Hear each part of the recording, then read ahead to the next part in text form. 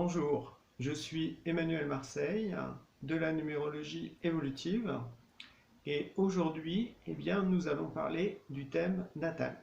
Donc on va rentrer dans le concret pour savoir comment on pratique la numérologie évolutive.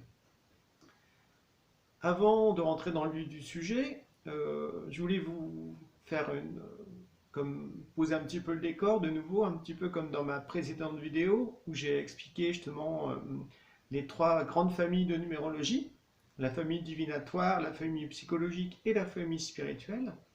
De nouveau pour mieux s'y retrouver un petit peu dans tout ce qui est proposé au niveau de l'étude du thème natal. On va commencer par une petite comparaison entre l'astrologie et la numérologie. En fait, en astrologie, vous naissez à un endroit particulier, à une certaine heure, ce qui fait que ça vous donne votre carte du ciel. Donc tous les astrologues vont étudier cette carte du ciel. Voilà. Donc ça veut dire que tous les astrologues se penchent sur le même support visuel. Voilà. Il n'y en a qu'un, c'est le thème natal, c'est la carte du ciel au moment de la naissance. En numérologie, c'est pas du tout ça, parce qu'en fait, il y a plein de méthodes, ce qui fait que chaque numérologue va créer son propre support pour entrer dans un thème natal, pour étudier le thème de quelqu'un. Donc ça nous donne une pratique qui est beaucoup plus individualisée et qui dépend vraiment beaucoup par rapport au numérologue en lui-même, de sa vision de la vie, de sa vision de l'être humain, de l'évolution, voilà, de son parcours, de son histoire, de ce qu'il pense être important et ce qu'il pense être accessoire. Voilà. Donc selon en fait tout ce bagage qui est vraiment très personnel, très individuel, eh bien le numérologue va aborder le thème natal avec une certaine orientation, avec certains outils, certains calculs. Voilà. Donc retenez que l'étude d'un thème natal en numérologie est toujours individuelle, est toujours très particulier, très spécifique, parce que ça dépend du numérologue qui se penche sur la question. Ensuite, comme je vous l'avais dit dans la vidéo, la numérologie évolutive que je propose, en fait, repose à la fois sur un aspect très concret, c'est-à-dire que j'invite à ce que les gens vivent leur thème, parce que ça ne sert à rien pour moi d'avoir un tas d'informations, mais si on n'en fait rien, si ça reste que dans la tête, ça veut dire que c'est intellectuel, mais ok, ça peut nous valoriser intérieurement, mais en fait, si on n'en fait rien, à quoi ça sert d'étudier la numérologie? Il faut au contraire vivre ça de façon très concrète. Parce que justement, c'est dans le concret qu'on se rend compte de nos forces, de nos faiblesses, de nos potentiels, de nos talents, etc. Et qu'on comprend mieux justement le sens de notre vie. Donc premier aspect, l'aspect concret, pratique. Deuxième aspect, l'aspect psychologique. En numérologie évolutive, on étudie la personnalité d'un être humain, c'est son fonctionnement, voilà. Car c'est une connaissance de soi qui est importante, parce que quand on est dans le monde, on s'exprime avec notre personnalité. Bien sûr, cette personnalité peut être peaufinée, elle peut être ennoblie, travaillée, transformée en même temps, voilà. Ou elle peut au contraire, si on se laisse aller, virer un petit peu au vinaigre, en quelque sorte, et puis c'est surtout les mauvais côtés qui vont ressortir, et puis les bons côtés vont comme s'éteindre. Voilà. Donc ça dépend bien sûr de ce que l'on fait dans sa vie. Donc, troisième point que la numérologie évolutive étudie, c'est la dimension spirituelle. Donc cette dimension spirituelle, elle est axée surtout sur le fait de répondre aux grandes questions existentielles. Qui suis-je vraiment, au-delà de ma personnalité? Voilà. Au-delà de mon identité familiale, sociale, qui je suis vraiment? Voilà. Deuxième question, pourquoi je suis sur Terre? Pourquoi je me suis incarné dans cette vie, à cette époque, au XXIe siècle, en Occident? Pourquoi je suis ici? Qu'est-ce que j'ai à faire? Quel est le sens de ma destinée? Ensuite, autre question, quand je vis des situations, que ce soit des épreuves, des défis, des possibilités d'avancement, des surprises, pourquoi je vis ça? On essaie de mettre la lumière. Donc pour moi, la numérologie sert aussi justement à bien s'orienter dans sa vie. C'est très important. Notamment comme c'est une science de connaissance de soi, c'est aussi la connaissance de ce que nous fait vivre l'univers ou notre ange gardien en fait par rapport à notre destinée. De façon à ce qu'on s'en sente responsable, on s'en sente libre aussi. Parce qu'on peut ressentir au fond de soi que ce soit des épreuves, des défis, des surprises, des possibilités d'avancement, des opportunités qui apparaissent, eh bien, c'est au fond, c'est nous qui les avons appelées à l'intérieur de nous, voilà, et donc elles se manifestent. Donc à partir du moment où on comprend un petit peu les tenants, les aboutissants, eh bien, on se sent beaucoup plus libre aussi. Voilà, on est moins victime, on est moins, on va dire, dans la passivité ou dans la fatalité. Au contraire, on se sent plutôt acteur de sa vie. Donc on a encore plus envie de s'y engager. Donc la dimension spirituelle repose sur ça, sur ces questions existentielles. Souvent, quand on se pose ces questions existentielles, ça signifie que l'on a vécu une sorte de réveil intérieur. Voilà. On a vécu une souffrance souvent il faut un choc psychologique pour qu'en nous, il y a comme une sorte de décollement qui s'opère. Et à ce moment-là, on prend conscience qu'on n'est pas cette personnalité auquel on s'identifiait à 100%, mais qu'on est quelqu'un d'autre, au fond. Voilà. Au fond de nous, on perçoit qu'on est quelqu'un d'autre, mais c'est le grand point d'interrogation. Voilà. Donc, la numérologie évolutive, ou globalement toutes les pratiques de numérologie spirituelle, visent comme ça à aider l'être humain à découvrir au fond, au-delà de la personnalité, de la psyché ou de l'âme, après on peut l'appeler de différentes façons, eh bien l'esprit en l'être humain. Voilà. Qu'est-ce qui constitue cet esprit? Voilà. Qui est-il vraiment? Donc là, c'est vraiment comme le nœud, l'axe central de l'étude du thème. Même si on va parler de plein de choses pratiques de la personnalité, au fond, c'est comme si on essayait de trouver des réponses à ces grandes questions existentielles. Donc maintenant, on va rentrer dans le vif du sujet. Quels sont les éléments que je juge, mais c'est mon point de vue, hein, je précise, que je juge important d'étudier en numérologie. C'est un petit peu comme j'en ai parlé de nouveau dans ma précédente vidéo, la notion de pèlerinage. C'est-à-dire que quand on fait un pèlerinage sérieusement, c'est-à-dire que, imaginons que vous soyez chez vous puis que vous ayez envie de faire Saint-Jacques de Compostelle, donc si vous le faites dans les règles de l'art, peut-être que vous allez faire 2000, 1500 ou peut-être 1000 km, ça dépend où vous habitez en fait, hein, voilà. Mais ça n'empêche que, eh bien, vous n'allez pas pouvoir partir comme ça dès que l'idée vous traverse. Il va donc falloir se préparer. Voilà. Donc il y a une préparation psychologique, matérielle, relationnelle, financière, spirituelle, ça dépend de chacun. Donc globalement, on peut dire qu'on peut voir la vie comme ça, comme une sorte de grand pèlerinage à vivre, où il y a un temps de préparation, il y a un temps où on fait son pèlerinage, et il y a un temps où c'est le retour, on revient à son point de départ et on partage son expérience. Donc en numérologie évolutive, eh bien, on voit la vie humaine comme ça en 3 grandes phases.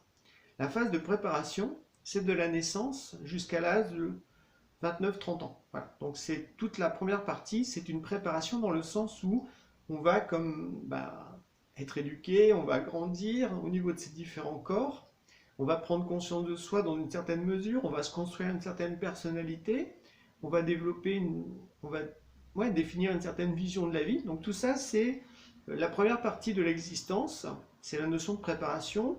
On appelle ça aussi l'évolution naturelle, parce qu'en fait, tout le monde va la vivre avec plus ou moins d'intensité.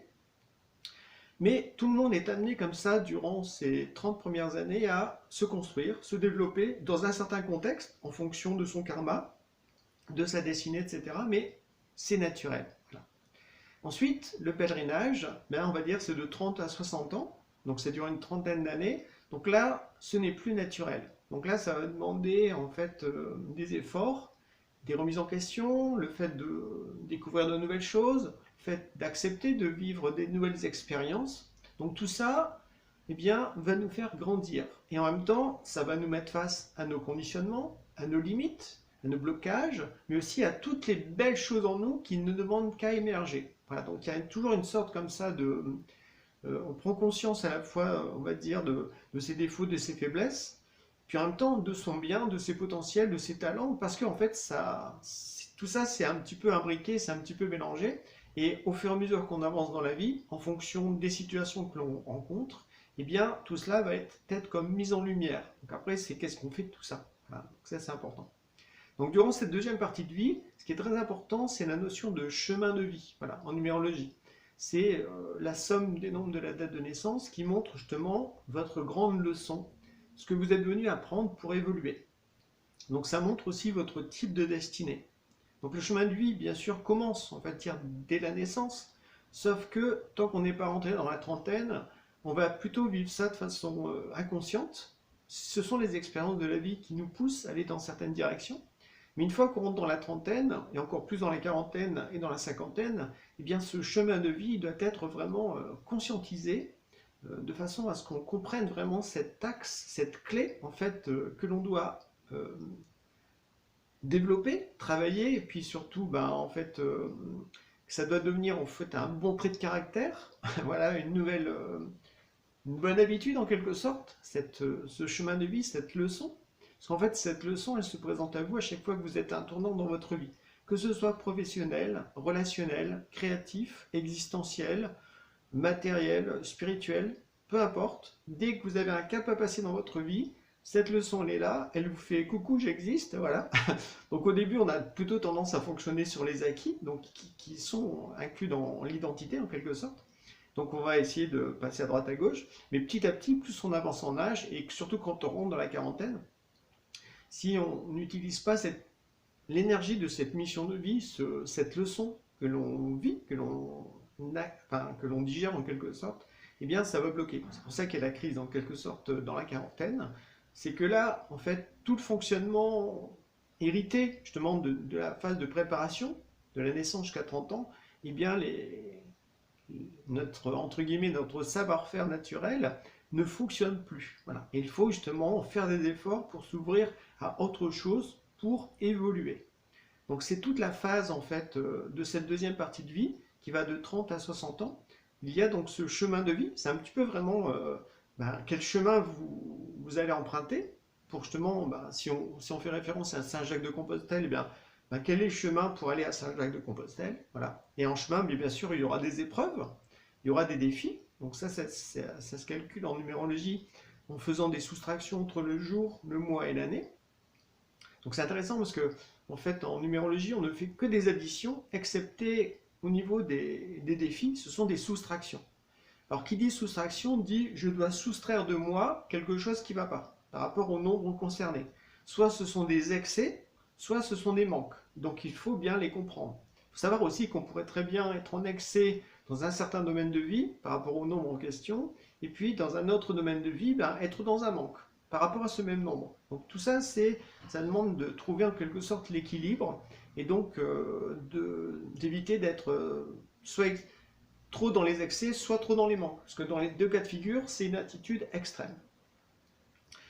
Donc si on fait référence là encore à Saint-Jacques-de-Compostelle, eh bien si vous partez de la France ou de la Belgique ou de la Suisse, voilà, eh bien vous avez une partie, on va dire francophone, jusqu'à la frontière, et après vous avez une partie espagnole. En fait, c'est comme si la destinée, c'est très symbolique, donc je trouve ça merveilleux. En fait, la partie française repose encore sur les acquis, donc c'est valable, on va dire, de 28-30 ans jusqu'à 37 ans. Voilà. C'est pour ça que souvent vers 35-36, les gens commencent à beaucoup se remettre en question. Ils ont envie de passer à autre chose, ils ne savent pas quoi. Voilà. Parce qu'en fait, à 37 ans, il se passe en astrologie ce qu'on appelle le retour des nœuds lunaires. C'est comme, on va dire, un second souffle. C'est comme une capacité à percevoir un petit peu notre futur, comme une seconde vie, voilà, qui peut se présenter à nous. Ça peut être fait par des rêves, par des lectures, en méditation, ou par des rencontres fortes qui d'un seul coup nous font voir la vie autrement. Donc il y a plusieurs façons de capter ce futur en quelque sorte à 37 ans. Et donc de là, en fait, c'est comme si ça enclenchait comme une nouvelle façon d'évoluer, ou en tout cas des nouveaux objectifs dans l'existence. C'est pour ça que là, c'est comme si à 37 ans, eh bien, on passait la frontière, on quittait la France pour entrer en Espagne. Donc là, on est dans une autre culture, dans une autre langue, donc il faut vraiment s'adapter. Donc ça demande dans ce moment-là comme plus d'efforts de conscience, mais en même temps, ça va être vraiment très évolutif. Et donc au cours de cette deuxième partie, on va dire de 37 à 60 ans, eh bien, l'individu est amené à accomplir une certaine mission. Hein. La mission en numérologie se calcule en additionnant votre jour et votre mois de naissance. Voilà. Donc ça donne une mission particulière. Cette mission, là encore on fait le parallèle avec Saint-Jacques-de-Compostelle, c'est le fait d'être arrivé au bout. Donc vous pouvez forcément imaginer que si vous êtes parti de chez vous, vous avez fait le pèlerinage dans les règles de l'art, c'est-à-dire que vous avez marché entre 2000 et 1500, voilà, une bonne distance, d'une fois, en une traite. Donc ça veut dire que chaque jour, vous avez dormi dans un endroit différent, chaque jour, les conditions étaient différentes. Des fois, vous étiez seul, des fois, vous étiez avec plein de monde, des fois, vous étiez content d'être là, des fois, ras-le-bol, voilà. Des fois, c'était la tempête, des fois, c'était le beau temps, voilà. Bref, vous pouvez penser comme ça, toujours en nature en plus. Eh bien, vous pouvez imaginer que si vous marchez dans ces conditions-là entre 3 et 4 mois, eh bien, quand vous arrivez au bout, vous n'êtes plus la même personne, d'accord? Vous avez comme davantage conscience de qui vous êtes en tant qu'esprit. C'est ce que représente cette mission en numérologie. Alors cette mission, elle s'accomplit dans la quarantaine et la cinquantaine. Ça prend du temps. Voilà. Des fois, cette mission, qui correspond à une facette de votre esprit que vous êtes venu révéler sur Terre, eh bien peut-être très différente de votre personnalité de base. Ce qui fait que des fois, il faut vraiment vivre une sorte de grand basculement. Des fois, c'est un petit peu dans la même énergie que la personnalité de base, mais il faut comme l'ennoblir et développer d'autres aspects. Vous voyez, il y a un côté comme ça. Donc, la vie humaine, première phase, préparation. Deuxième phase, on fait son pèlerinage. Et troisième phase, c'est le retour. On revient à son point de départ et on partage son expérience, d'accord? Donc là, en numérologie, ça concerne, ça commence, ça veut dire à 60 ans jusqu'à notre départ de la vie terrestre, jusqu'à la mort physique, voilà.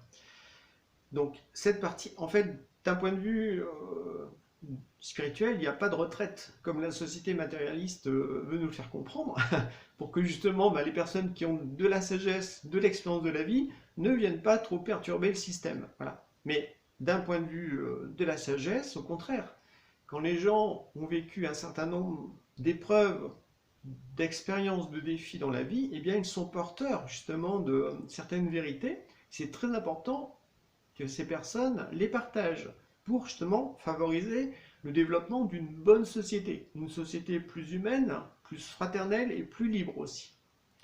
Donc troisième partie de vie, si on fait référence de nouveau au thème natal, eh bien c'est de 60 ans jusqu'à la fin, eh bien il y a des choses à partager. Voilà, il faut donc ce que l'on a à partager, c'est pas, on va dire, autour de la famille ou des amis, parce que souvent ces gens-là, en fait, ne nous voient pas tel que l'on est.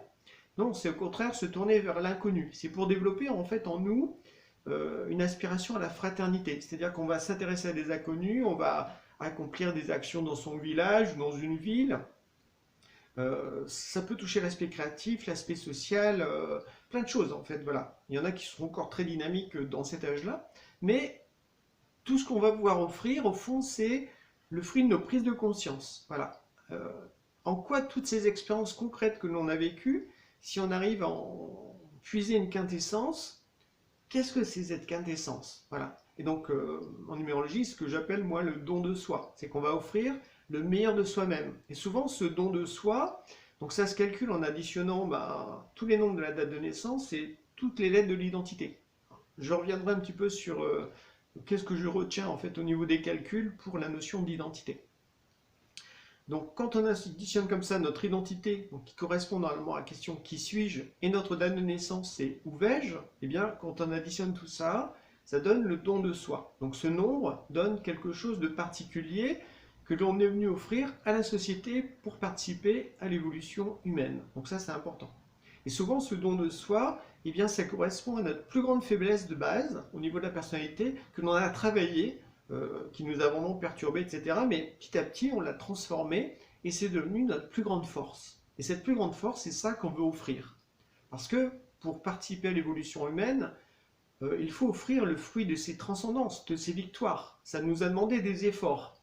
À ce moment-là, les autres, quand ils voient que vous faites des efforts, ils ont envie de faire des efforts. Voilà. Alors que si ça repose sur un don naturel, qui ne demande aucun effort, eh bien, ça ne pousse pas les gens justement à faire des efforts. Parce qu'eux, ils vont dire à ce moment-là, mais toi, t'es né comme ça, donc moi, si je suis pas comme ça, donc je peux pas le faire.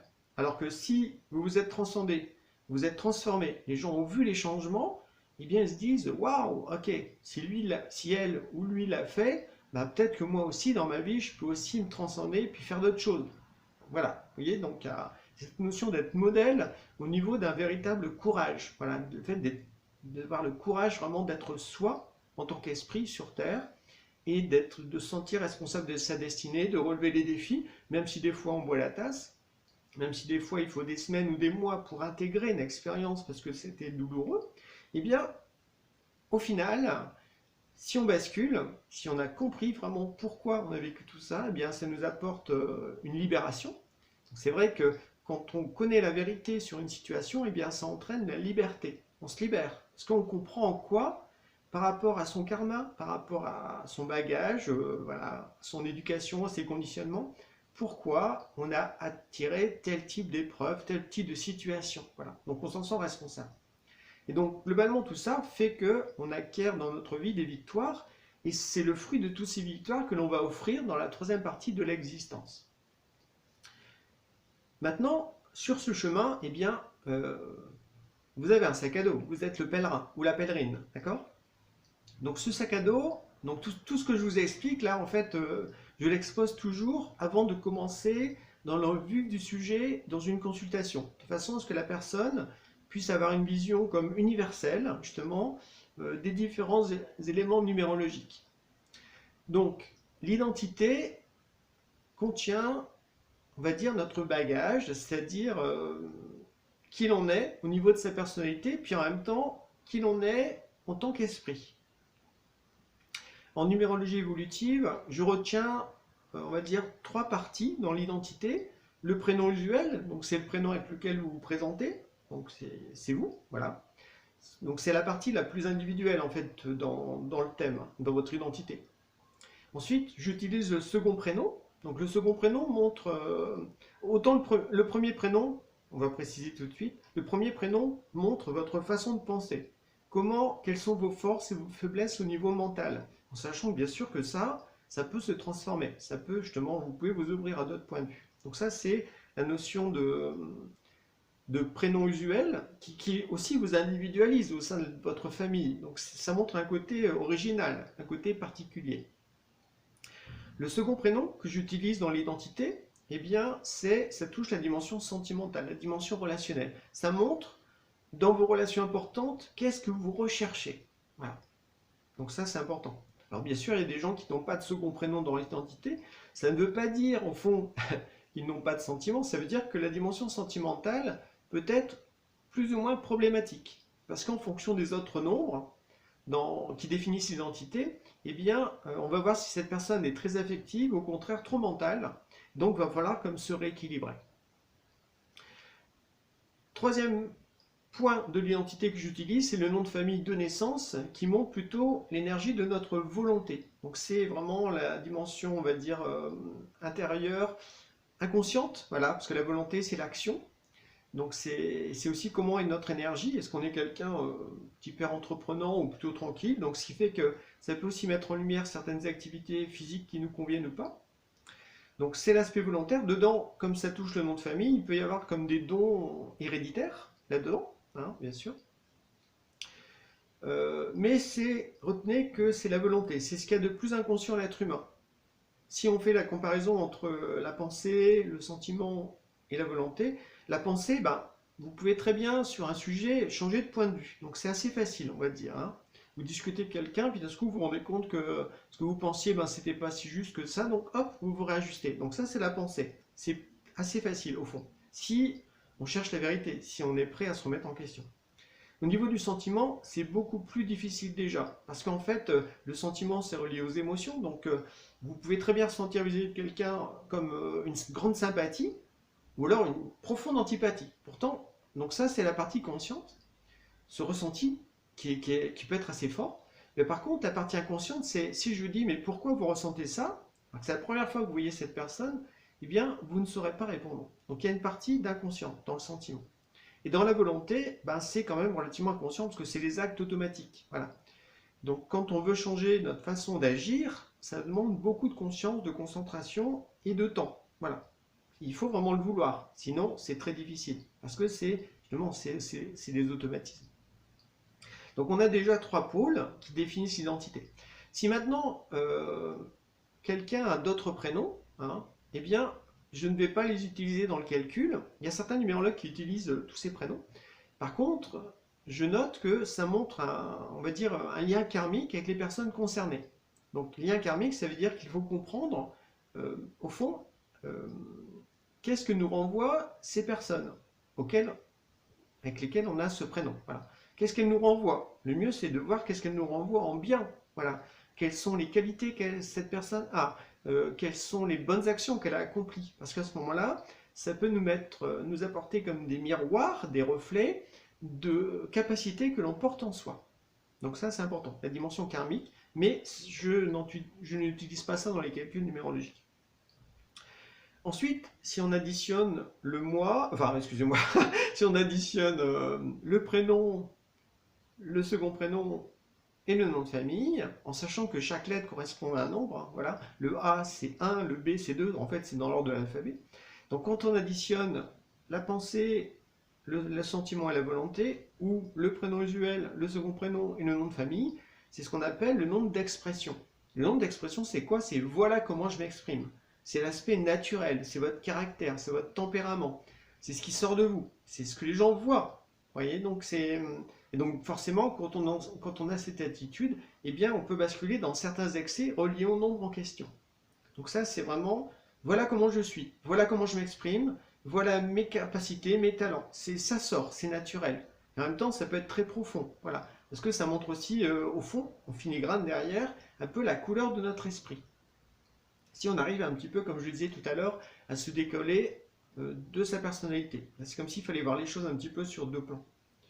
Si maintenant on prend que les voyelles de votre identité, premier prénom, second prénom et nom de famille, que les voyelles, c'est ce que j'appelle moi le nombre intime. Alors dans intime, eh bien c'est qu'est-ce qu'il y a dans notre intimité, en nous, qu'est-ce qu'on ressent dans nos états d'âme, voilà.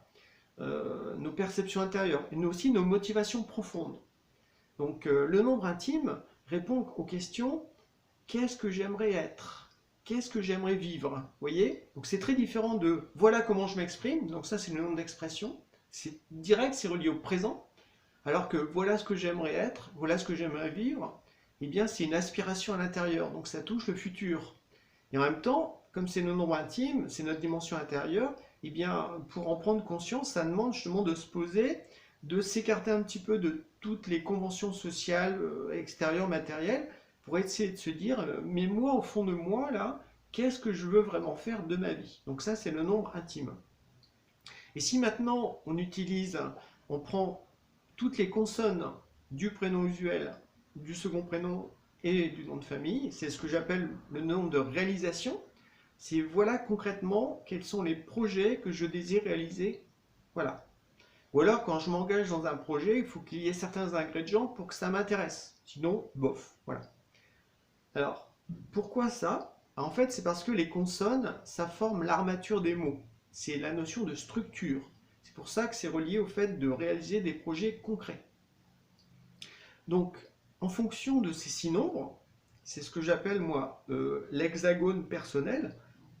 Donc ça, c'est vraiment quelque chose que j'ai créé, que j'ai découvert sur de multiples années. Voilà, petit à petit, ça s'est défini ma pratique numérologie, notamment sur cette notion d'hexagone. Donc l'hexagone fait référence à 6 nombres qui nous définissent. Donc ça fait aussi référence en quelque sorte à la notion d'harmonie entre la terre et le ciel, entre l'intérieur et l'extérieur, entre les différentes facettes, les différentes parties de l'être humain. On pourrait dire que ça fait aussi un lien avec la fleur de vie. Hein, si vous connaissez, ça montre la notion d'harmonisation. Parce qu'en fait, ces 6 nombres définissent comme une structure psychologique que l'on a en nous, avec lequel on va comme jouer, en quelque sorte, on va pouvoir s'exprimer. Donc comme vous pouvez le voir un petit peu sur le dessin, au niveau des hexagones, eh bien, je fais des ponts entre les différents nombres. Voilà. Parce qu'en fait, il y a des nombres qui ont comme des caractéristiques communes. Donc ça va montrer au niveau de notre structure psychologique, de notre personnalité, de notre fonctionnement, en fait, des grands piliers de fonctionnement, de caractère en quelque sorte. Et donc la numérologie évolutive porte surtout son attention sur ces grands traits de caractère, parce que ça nous définit vraiment de façon individualisée, particulière. En fait, le thème que vous avez est unique, donc il faut aussi trouver ou l'aborder de façon unique. Et donc, il y a plusieurs types d'hexagones possibles. on va dire, j'en ai noté 5. Il y a 5, on va dire, structures primordiales en quelque sorte. Il y a l'hexagone bipolaire, donc c'est une personne qui fonctionne juste sur deux pôles, donc qui est entière, voilà, mais qui fonctionne que sur deux pôles, donc elle peut être aussi dans la dualité. Après, il y a l'aspect tripolaire, donc cette personne qui fonctionne sur trois pôles, donc il y a, souvent c'est un pôle mental, un pôle volontaire, un pôle sentimental, donc on va dire que cette personne, elle a à la base comme quelque chose d'assez entier. Donc le danger, c'est justement de rester sur les acquis, parce qu'en fait, c'est quelqu'un qui peut s'adapter à toutes les situations, mais qui va rester dans le confort, dans ses habitudes, en fait, voilà. Ensuite, troisième type d'hexagone, j'appelle ça l'hexagone ordonné. On voit vraiment comme des structures qui sont ordonnées, qui s'empilent un peu les unes sur les autres, qui montrent justement une sorte de force de présence, voilà, un bon caractère, mais quelqu'un souvent d'intègre, voilà, de stable, voilà, mais qui en danger ben, va rester justement dans ce qui est ordonné dans sa vie, voilà, donc tout est un peu mis en case, donc cette personne elle devra au contraire apprendre à sortir de ses rails. Quatrième type d'hexagone, c'est ce que j'appelle les hexagones multipolaires simples, c'est-à-dire que la personne a plein de potentiel, euh, c'est comme si elle avait plein d'atouts, plein de capacités, mais après, c'est comment arriver à les associer. C'est pas toujours évident. Et puis, cinquième type d'hexagone, c'est l'hexagone multipolaire complexe, où là, c'est à la fois il y a de la force, et puis il y a comme des, des capacités qui peuvent, on va dire, se contredire, qui peuvent viser des objectifs différents. Donc le danger, ou en fait la difficulté pour quelqu'un qui a un hexagone multipolaire complexe, c'est justement d'être tiraillé en lui, ce qui fait que ça peut bloquer certaines choses. Alors que si cette personne, elle arrive à comme fédérer au fond toutes ses forces dans une seule direction, donc c'est pour ça qu'il faut un idéal, il faut quelque chose de plus grand que soi, voilà, quelque chose qui donne une bonne direction, à ce moment-là, cette personne elle a un grand pouvoir justement pour manifester, pour se révéler. Donc ça, c'est la structure psychologique. Voilà, donc dedans, ben, des fois les gens sont très mentaux, d'autres ils sont très sentimentaux, d'autres très volontaires. Des fois c'est un mix des deux. Voilà, des fois la personne peut être très individuelle ou très collective. Des fois la personne peut être sans arrêt dans le fait de sortir du connu pour s'évader. Puis dans d'autres cas, la personne elle préfère rester dans son monde, dans son univers, et puis il n'y a rien qui bouge. Vous voyez. Donc en fonction de ça, ça nous donne vraiment des traits de caractère très, très marquants qui permettent de voir un petit peu ben, quelles sont nos plus grandes forces et quelles sont nos plus grandes faiblesses. Donc comme vous pouvez le voir en fait sur la représentation du thème natal, je n'utilise pas la grille d'inclusion. Voilà, c'est quelque chose qui ne me parle pas, alors qu'il y a d'autres numérologues qui vont vraiment axer leur pratique numérologique sur ça. Voilà, donc chacun, comme je vous l'ai dit, hein, chacun utilise les outils qui lui semblent judicieux en fonction ben, de sa vision de la vie, de l'être humain, etc. Donc, à la place, on va dire, de la grille d'inclusion, j'ai découvert en fait comme 9 pôles de fonctionnement. Donc, ces 9 pôles de fonctionnement ne sont pas reliés à un nombre en particulier. Ça fait plutôt référence au fonctionnement de l'être humain sur Terre. Donc, ces 9 pôles, le premier pôle, c'est ben, nous avons une tête, on pense. Donc, c'est le pôle mental. Okay. Deuxième pôle, c'est la sphère du cœur. Donc, c'est le pôle sentimental, relationnel. Troisième pôle, c'est le pôle volontaire. On a plus ou moins d'énergie. Donc il y a des gens comme ça qui démarrent au quart de tour, très impulsifs, puis il y en a d'autres, ils prennent vraiment leur temps. Donc là, on a déjà trois pôles. Mental, sentimental, volontaire. Ensuite, l'être humain, bah, il est, on va dire, en lien à la fois avec la Terre, donc c'est le pôle, on va dire, plutôt terrestre ou matériel, puis il y a aussi le pôle spirituel, donc plutôt relié au ciel. Donc on est déjà à 5 pôles. Ensuite, il y a deux autres pôles. C'est le pôle, soit je suis plutôt individuel, soit je suis plutôt collectif. Voilà, donc il y a aussi deux pôles comme ça. Il y a des gens qui ne font que des choses avec d'autres, puis il y en a d'autres qui sont toujours seuls, ou dans leurs activités, ils n'ont pas envie de faire ça avec d'autres. Voilà. Donc là, il y a le pôle soit individuel, soit collectif. Et ensuite, il y a deux autres pôles, ce que j'appelle ce pôle concentrique, c'est quand l'individu reste dans son propre univers, qu'il va le développer à fond, mais c'est toujours un petit peu avec les mêmes ingrédients. Et puis après, il y a l'autre pôle, c'est le pôle expansif, c'est quelqu'un qui supporte pas la routine et qui veut sans arrêt, en fait, en quelque sorte, sortir de ses limites pour découvrir d'autres choses. Voilà.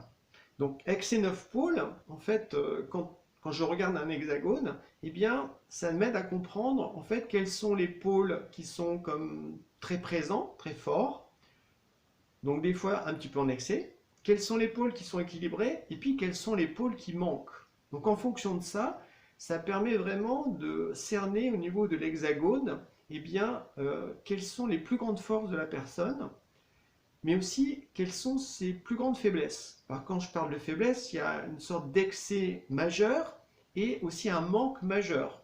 Donc plus on les comprend, et plus on va pouvoir voir un petit peu où est-ce qu'il y a des failles dans le comportement, et donc être comme plus attentif à son fonctionnement en situation pour justement éviter de tomber dans les excès ou dans les manques. Par rapport à ça, donc c'est notre structure, on va dire, psychologique de base qui peut justement se développer dans de bonnes conditions, ça demande des efforts, ou alors se laisser aller, puis finalement on va dire, c'est un petit peu les travers automatiques qui vont surtout se développer, donc ça, voilà, ça dépend de chacun, hein, si on est prêt à s'ouvrir à autre chose ou pas. Mais c'est une structure que l'on a en nous, c'est un petit peu comme notre corps physique, si on l'entretient, on va avoir du tonus, on va être dynamique, on va être bien. Si on se laisse aller, on va prendre du poids, on va pas être en très bonne santé, etc. Voilà, c'est un parallèle en quelque sorte, mais notre structure psychologique, elle est ainsi faite pour cette vie, hein, pour cette incarnation. Mais là-dedans, on peut justement développer les bons côtés, et aussi, surtout, on peut comme ajouter de nouveaux pôles, on peut ajouter comme de nouvelles qualités. Donc cet ajout de nouvelles qualités, on le retrouve avec le chemin de vie et la mission de vie.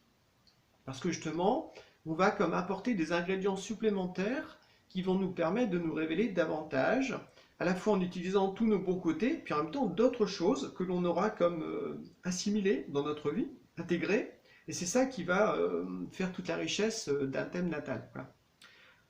Dernière chose, pour boucler, le chemin de vie, comme je vous le disais tout à l'heure, c'est la plus grande leçon que l'on est venu apprendre pour évoluer. Donc ce n'est pas naturel. Voilà. Donc ça demande des efforts, ça demande une conscience, ça demande... Voilà.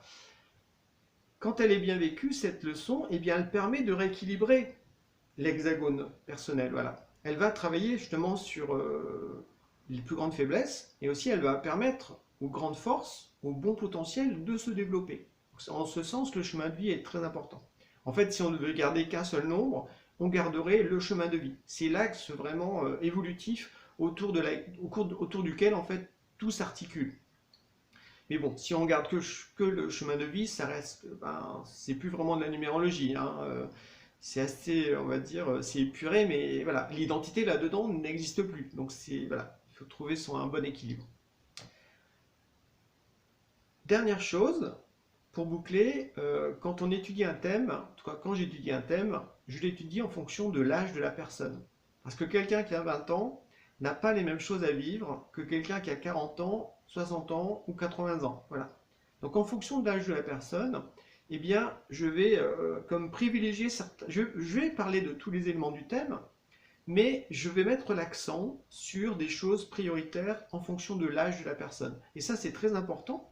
Parce que si vous pensez à un jeune de 20-25 ans, si vous parlez de ce qu'il doit faire à 40 ans, pour lui, c'est très très très loin. Voilà. Pour l'instant, lui, il veut être activement dans sa vie. Là. Voilà. Donc, il faut lui donner, on va dire, un objectif lointain, mais en même temps, c'est aujourd'hui, qu'est-ce qui est prioritaire?